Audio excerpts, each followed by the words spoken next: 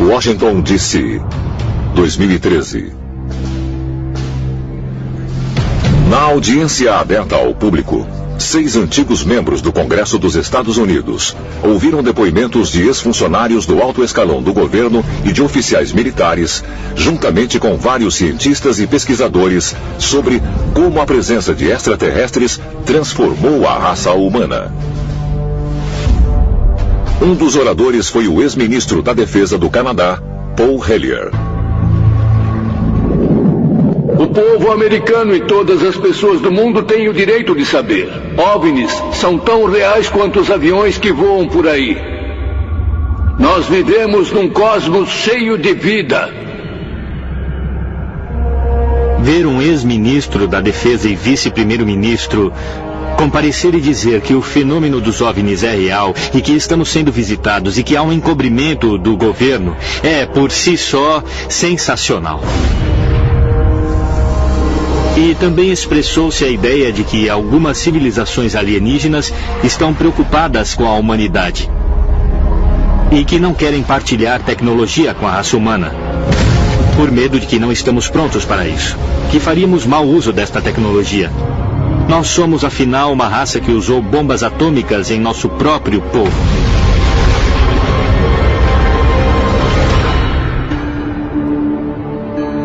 Outros importantes oradores na audiência aberta ao público, incluindo o físico nuclear Stanton Friedman, o capitão da Força Aérea aposentado Robert Salas e um ex-oficial da Administração da Aviação Federal, John Callahan. Todos eles corroboraram a afirmação de Paul Hellyer de que nós estamos sendo visitados por seres de outros planetas. Eles também afirmam que estes visitantes têm um interesse em nossos avanços tecnológicos, especialmente no que se refere a armas nucleares. Esses objetos sabem, nos mínimos detalhes, como os nossos mísseis funcionam. Eles podem interceptar nossos mísseis a qualquer momento. Se você liberar essa informação para o público, o que você diria a eles sobre... Entende? Que tipo de defesa temos contra essas coisas? Poderia o fenômeno OVNI ser real? E é possível que os extraterrestres tenham monitorado e talvez mesmo interferido com o avanço tecnológico da humanidade? Eu acho que eles possuíam uma tecnologia incrível e alguma coisa aconteceu. Séculos de conhecimento se perderam para sempre. E as armas mais poderosas do mundo inexplicavelmente colapsaram. Nós estávamos recebendo uma mensagem. Estamos observando. É possível que extraterrestres intervieram em momentos-chave da nossa história para manipular nosso progresso? E se assim é, qual é o seu objetivo final? Há extraterrestres que querem ver a humanidade evoluir e crescer. E outro grupo quer nos destruir. Milhões de pessoas ao redor do mundo acreditam que fomos visitados por seres extraterrestres no passado. E se isso for verdade? Os antigos alienígenas realmente ajudaram a moldar a nossa história? Se assim foi, o avanço da humanidade é determinado por uma agenda alienígena? Isso não é mitologia, isso não é superstição, isso são eventos históricos documentados. Eu tendo a acreditar que a humanidade possuiu tecnologia incrível, conhecimento incrível, e que eles fizeram coisas que estamos fazendo agora. E alguma coisa aconteceu. E eles tiveram literalmente de começar tudo de novo. Seja quem for que estava envolvido disse, isso não vai acontecer. Deixe que eles tenham conhecimento, mas não muito conhecimento. E acho que é o que está acontecendo aqui.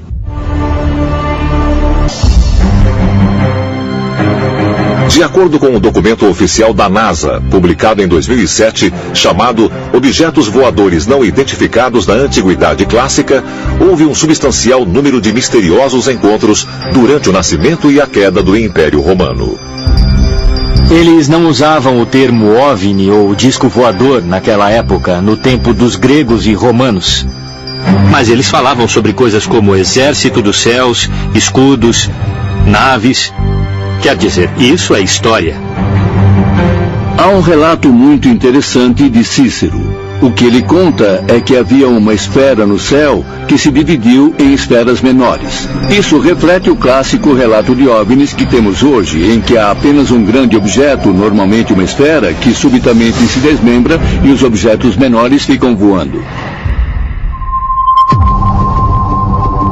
Este relato do século I a.C. foi apenas uma das mais de 100 visões inexplicadas registradas durante o Império Romano. O Império Romano, de muitas maneiras, estava à frente do seu tempo. Agora, isso foi algo que atraiu a atenção de extraterrestres inteligentes? Isso lhes deu motivo de preocupação? Estas visões de OVNIs no tempo do Império Romano foram um processo de monitoração e talvez a humanidade sofreu um pequeno retrocesso. É possível que as alegadas visões de OVNIs, através do Império Romano, indiquem que há uma agenda extraterrestre para segurar o progresso da humanidade? Ou talvez haja uma explicação ainda mais inacreditável? Washington disse: após 5 dias de depoimentos de peritos na audiência aberta ao público, afirmações impressionantes com relação ao envolvimento de extraterrestres com a raça humana foram partilhados com ex-membros do Congresso.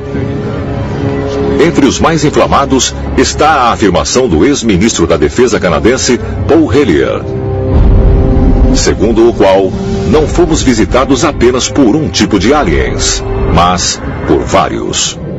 Pelo menos 4 espécies têm visitado a Terra por milhares de anos. Eles são de espécies diferentes e, consequentemente, podem ter diferentes agendas. O relevante sobre Paul Hellyer é o nível de detalhes que ele revela, os números de civilizações, as agendas dos aliens.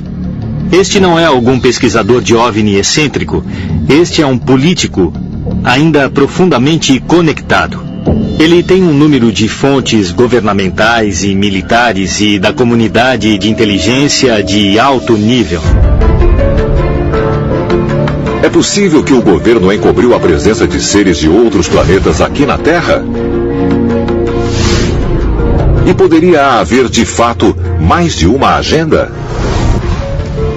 E mesmo na Bíblia, Lúcifer é banido do paraíso por desobedecer a Deus.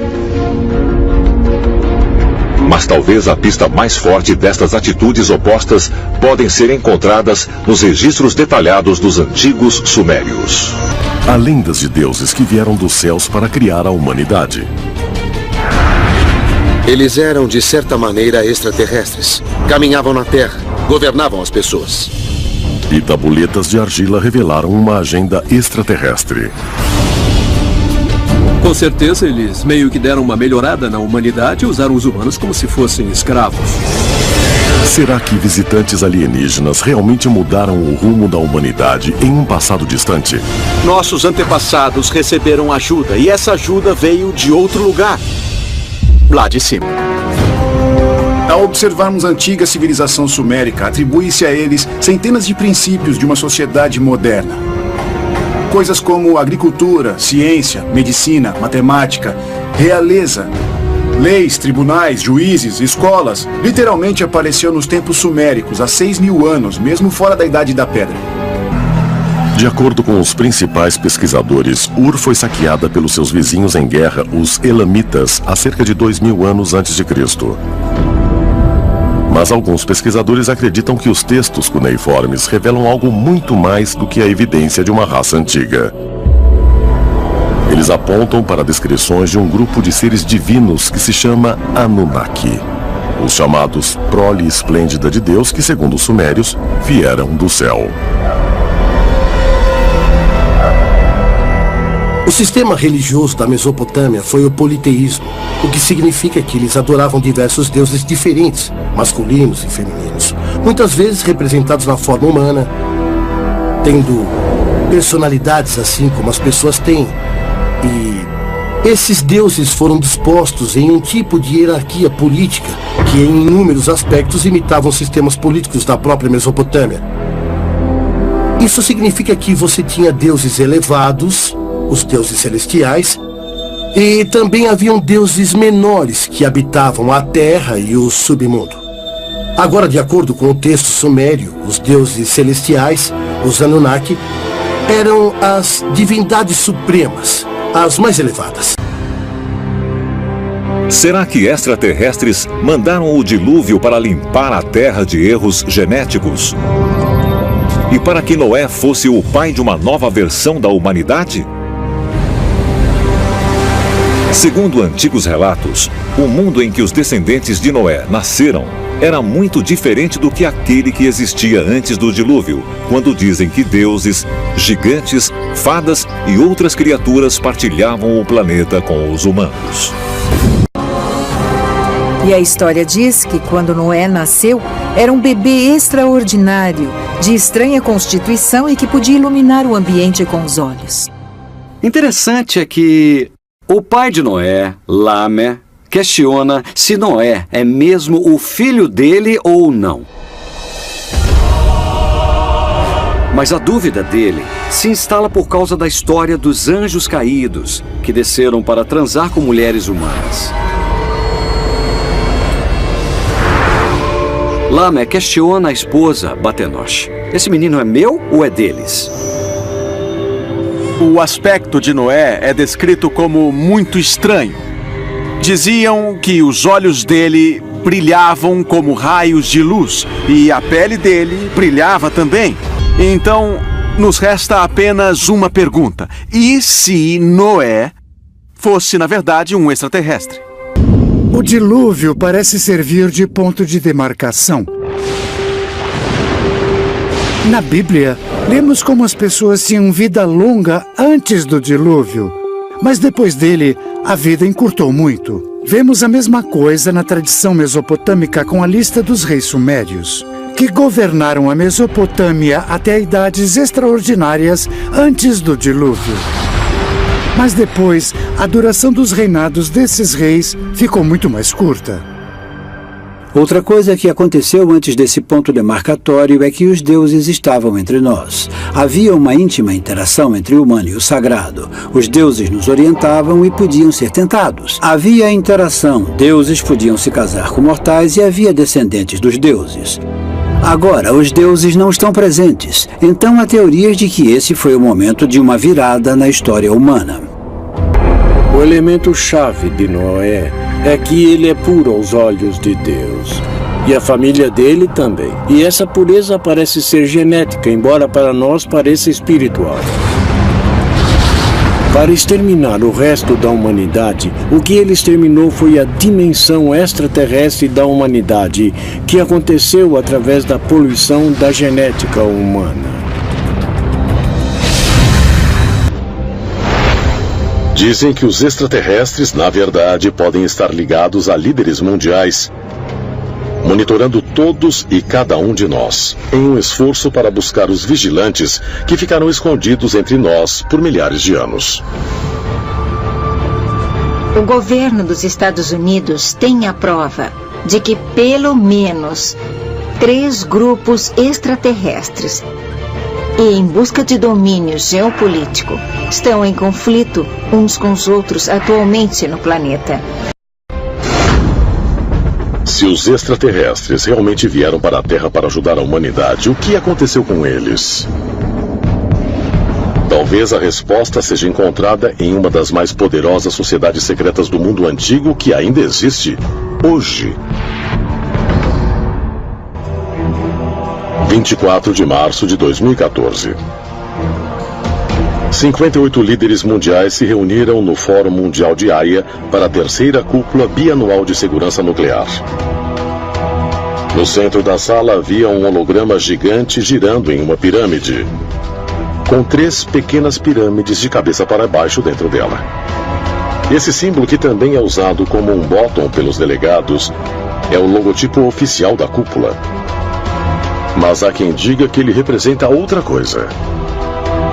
O olho que tudo vê dos Illuminati.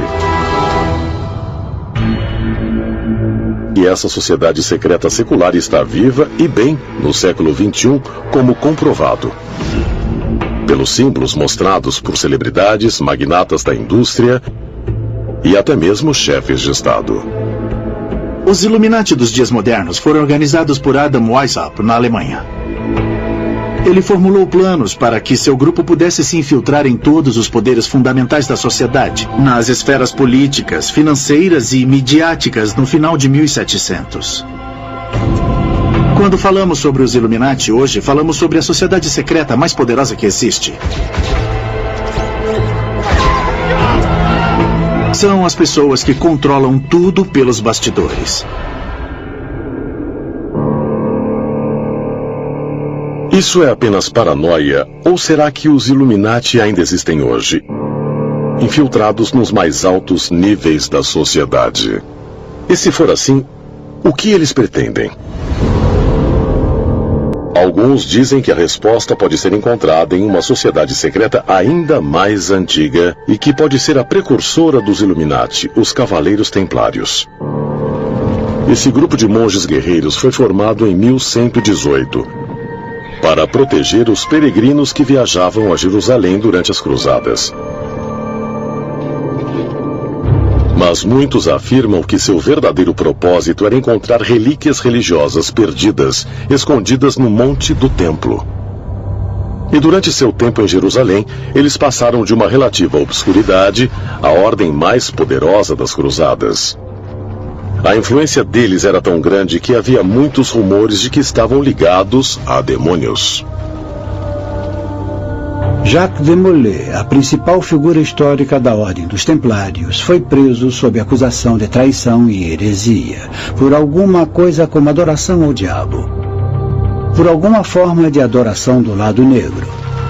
Essa foi a acusação contra não só de Molay, mas contra os Cavaleiros Templários em geral.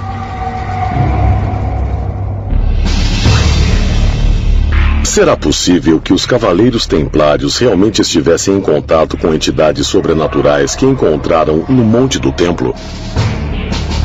E se foi assim, o que eram esses supostos demônios?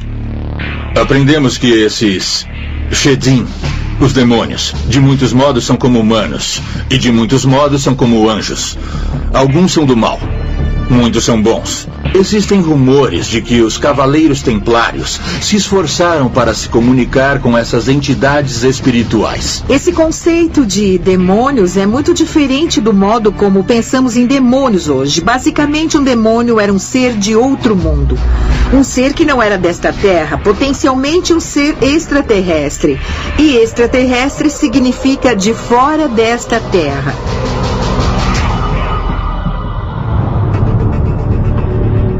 Teriam sido os Templários realmente influenciados por alienígenas mal interpretados como seres espirituais? Alguns teóricos dos antigos astronautas dizem que os Cavaleiros Templários estavam em contato com os mesmos extraterrestres, conhecidos nos tempos bíblicos como os Vigilantes. E como evidência, eles apontam para um dos símbolos mais proeminentes dos Templários, o mesmo símbolo que estava virtualmente presente na cúpula de segurança nuclear. O olho que tudo vê.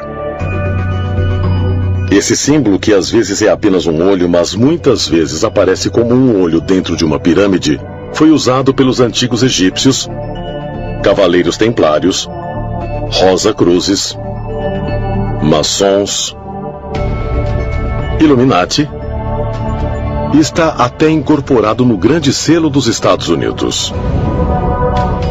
É um símbolo mais comumente interpretado pelo significado de que alguém ou alguma coisa está nos observando.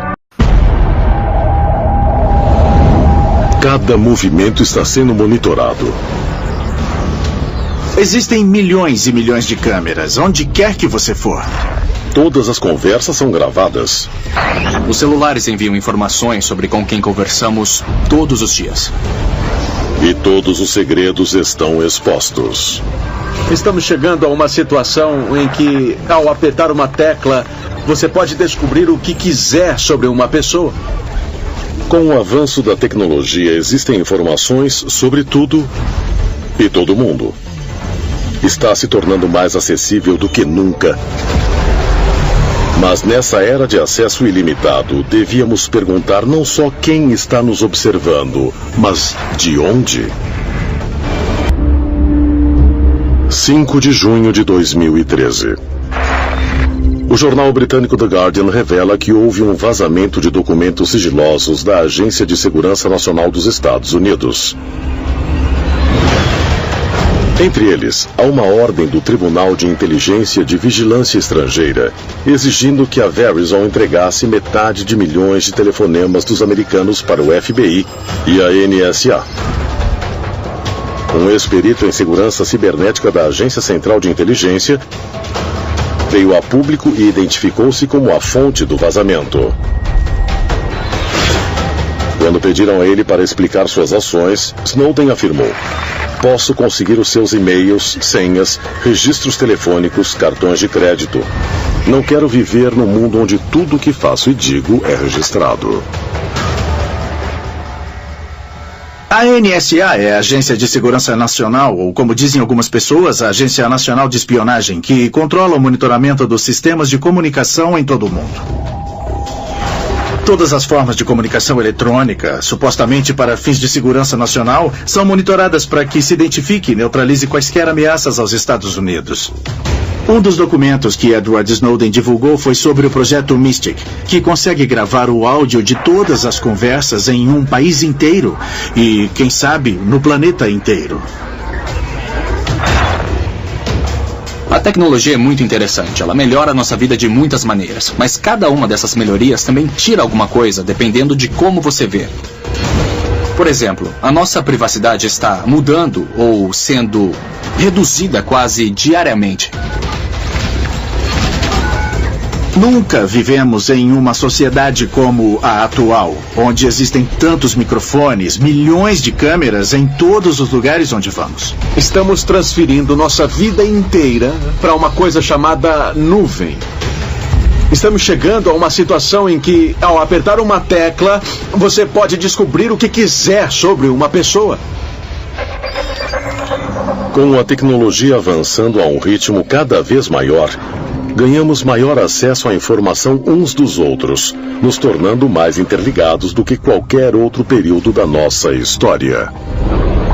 Existem aqueles que acreditam que essa evolução da tecnologia não é criação totalmente nossa.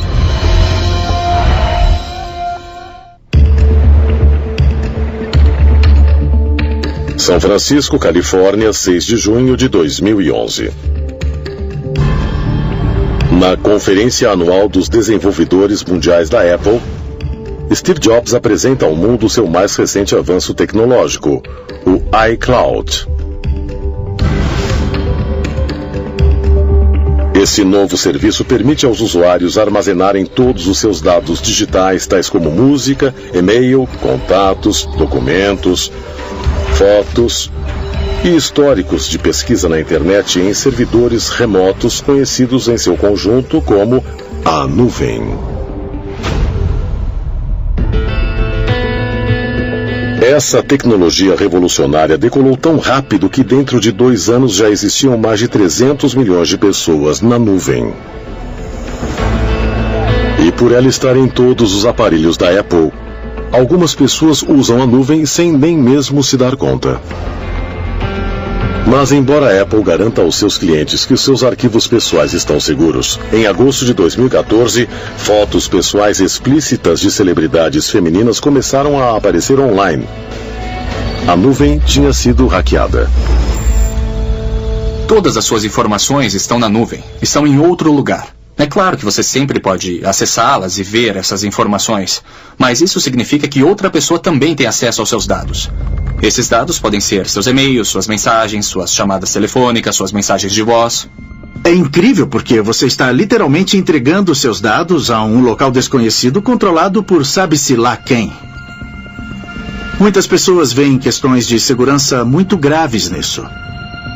Você já não tem mais o controle sobre os seus dados no seu disco rígido. Você está apenas os enviando para o éter. Sabe-se lá para onde. Quando Edward Snowden revelou em 2013 o quanto a nossa privacidade foi comprometida, Isso causou uma indignação pública. Mas com o avanço da tecnologia, será que estamos adaptados à noção de que nada é sagrado ou secreto? Será que a nossa dependência crescente de computadores, celulares, tablets e qualquer outra coisa ligada à internet, dando aos vigilantes mais do que nunca acesso a nós? Agora estamos vivendo em uma época na qual todo mundo está literalmente carregando uma câmera e um microfone na mão ou no bolso, que podem ser ativados remotamente pela NSA ou por várias agências de inteligência ou até mesmo por hackers. As webcams em todos os laptops e os microfones podem ser facilmente ativados remotamente. Parece mesmo que por causa da tecnologia e observam cada pequeno detalhe do que se passa. E eles querem ver o nosso planeta. Cultivar certas civilizações que são voltadas para a tecnologia. Mas há quem acredite que a sociedade altamente conectada na qual vivemos agora fornece até mesmo mais implicações chocantes.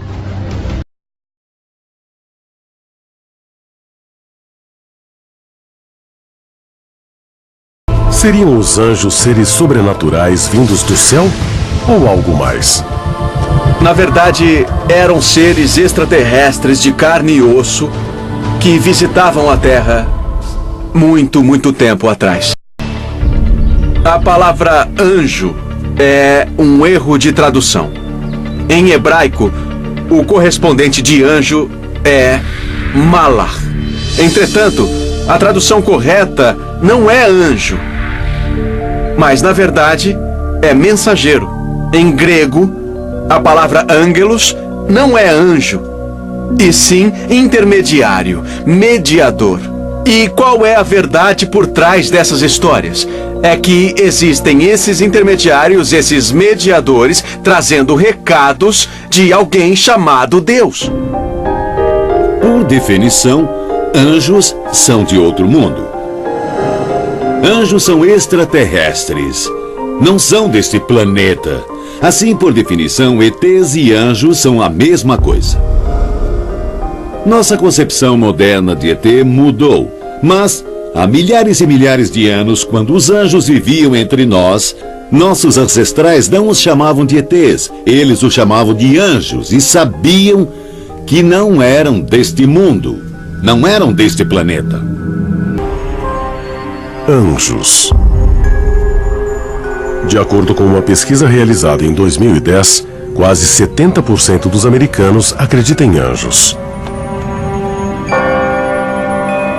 Mas o que são eles? Enviados alados de Deus, como descritos na Bíblia? Existem sorridentes querubins nos observando em nuvens ao sabor do vento? Ou seria algo muito maior? O conceito do que é um anjo, obviamente, é bem conhecido, ainda mais na cultura americana. E também existe nas culturas latina, grega e babilônica. Quando pensamos em anjos, imediatamente lembramos da Bíblia. Mas em textos da internet e em livros, descobrimos que as pessoas recebem visitas de anjos todos os dias. No livro do Gênesis, os anjos são descritos como seres divinos enviados à Terra como mensageiros de Deus. Havia o desejo de que Deus interagisse com os seres humanos, mas não parecia digno que Deus agisse diretamente, então ele enviou seus mensageiros. Mas será que os chamados mensageiros de Deus desempenhavam outra função? Uma não tão benevolente ou benigna? Segundo o livro de Enoque, o texto bíblico perdido e redescoberto entre os pergaminhos do Mar Morto no final dos anos 40, os primeiros anjos a chegarem à Terra foram os anjos caídos.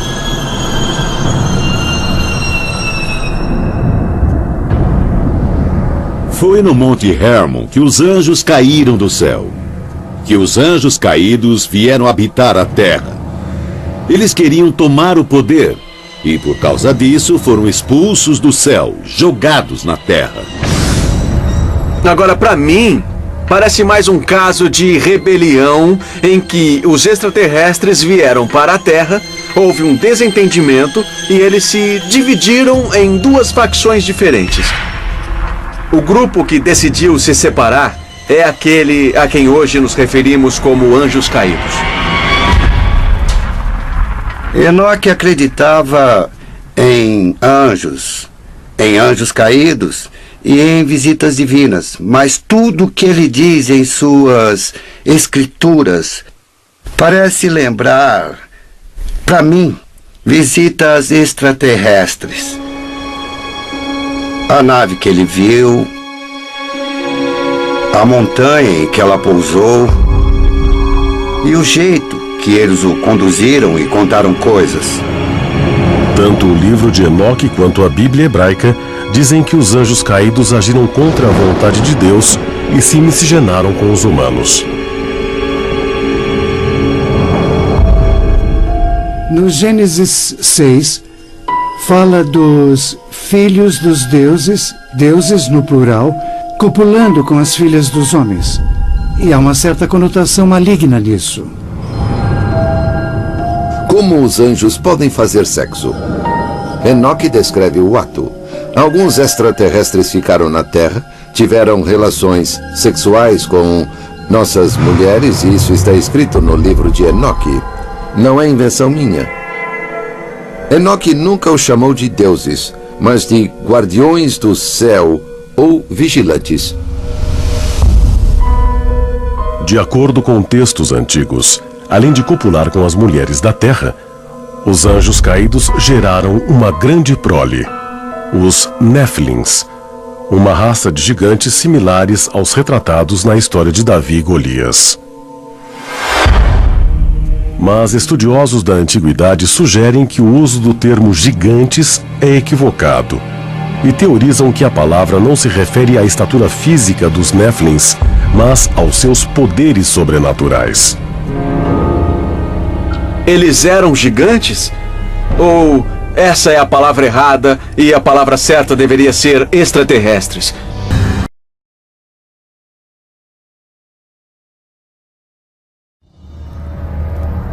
O personagem que conhecemos como Satanás realmente era um ser extraterrestre? Aquele que se indispôs com sua própria espécie para viver entre os nossos distantes ancestrais? Ele, junto aos demais chamados de anjos caídos, na verdade tiveram uma discórdia com Deus. E não por maldade ou arrogância, mas ao invés disso para ajudar a humanidade. É importante que nos lembremos que Satanás faz parte da categoria dos anjos chamados serafins. Os serafins foram mandados à Terra como benfeitores da humanidade, produzindo o conhecimento. As igrejas criaram esse monstro maligno de Satanás, talvez até mesmo do nada, quando na realidade a missão inteira de Satanás estava trazendo conhecimento e sabedoria à humanidade. E na verdade estavam se preocupando com a humanidade e não loucos para acabar com os humanos. Nesse sentido, Satanás não é um cara tão ruim. Não dá para ter a luz sem a escuridão. Não se pode ter o certo sem o errado. Temos que aprender isso por nós mesmos. E por fim, através das escolhas entre o certo e o errado, nós crescemos e nos tornamos o que somos. E com isso, podemos chegar a ser como os nossos criadores, para que nós nos tornemos deuses. De inúmeros jeitos, Satanás pode muito bem ser uma pessoa, um deus, um anjo, um ET, que foi caluniado de certo modo. Lúcifer é que nem Prometeu, ele é o portador da luz. Ele é o deus do trabalho árduo, é o único que nos traz o fogo, é o único que nos dá a oportunidade para que façamos as coisas por conta própria. Se o personagem bíblico de Satanás realmente for baseado em um ser extraterrestre, aquele que roubou a tecnologia de seus mestres para poder beneficiar o homem primitivo, então por que será que agora ele é injuriado como uma criatura do mal consumado? A maioria dos cristãos acreditam que os demônios são encarnações do mal dos outros anjos que seguiram Lúcifer em sua rebelião contra o Deus onipotente. Eles têm nomes como Belzebu, Asmodeus, Maluk e Mammon, e se dedicam a corromper as almas da humanidade. Biblicamente falando, o demoníaco vem dos anjos caídos. Aqueles que caíram com Lúcifer durante as grandes guerras no céu. E o objetivo deles é enganar a humanidade para que sigam um mau caminho, para se apartarem de Deus, e se dividem em muitas classes. Eles têm as ocupações mais básicas lá de baixo e seguem por toda a extensão até o estrategista, que está governando nos bastidores os assuntos da humanidade. Essencialmente, dá para imaginar uma estrutura militar, com os generais, oficiais, agentes particulares. Há 9 níveis, que são anjos caídos de várias posições. Os de baixo servindo os de cima e, por fim, obedecendo Satanás. Em muitas tradições religiosas, há ritos sagrados para exorcizar os demônios dos corpos dos aflitos. Será que os diabos e os demônios podem ser mesmo seres de outro mundo? E esse reino talvez não seja um inferno, mas um mundo extraterrestre verdadeiro? E eles realmente são seres do mal? Ou será que podem ter uma outra, talvez uma missão ainda mais profunda? A Bíblia fala sobre uma raça de répteis, os serafins. Eles são mencionados no livro de Isaías. Alguns interpretam como seres de fogo, mas o entendimento correto é réptil. Nós sempre tivemos conhecimento sobre os répteis.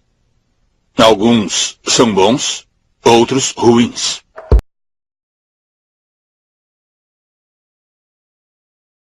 A meta dos reptilianos é muito simples. Eles estão procurando dominar a vida na Terra. Já há milhares de anos, ou muito mais, infiltrando-se cada vez mais na sociedade humana para copiarem a imagem do ser humano. Para centralizar o poder nas mãos daqueles que representam o seu interesse, de forma que eles possam governar de um ponto central. Será que o fato dos répteis parecerem e terem um aspecto hostil significa que eles querem nos dominar ou então nos exterminar? Eu não sei.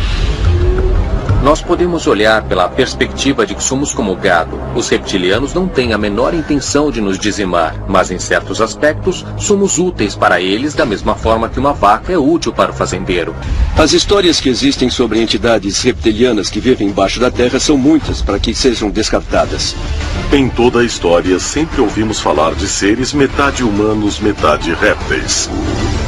Será que isso pode ser mais do que mera fantasia? E se for, será que eles podem ser visitantes de outro planeta? E você fica se perguntando se não existe alguma verdade nas histórias de intervenção de répteis no planeta Terra.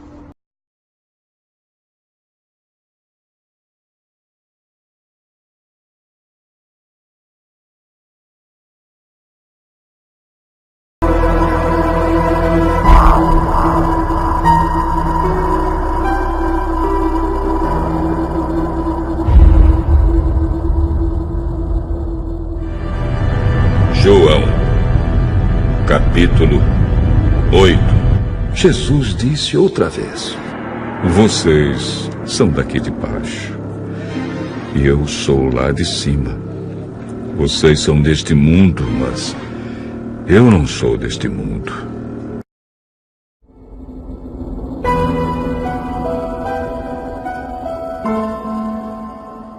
Era um ser de outro mundo. Um ser que não era desta terra, potencialmente um ser extraterrestre.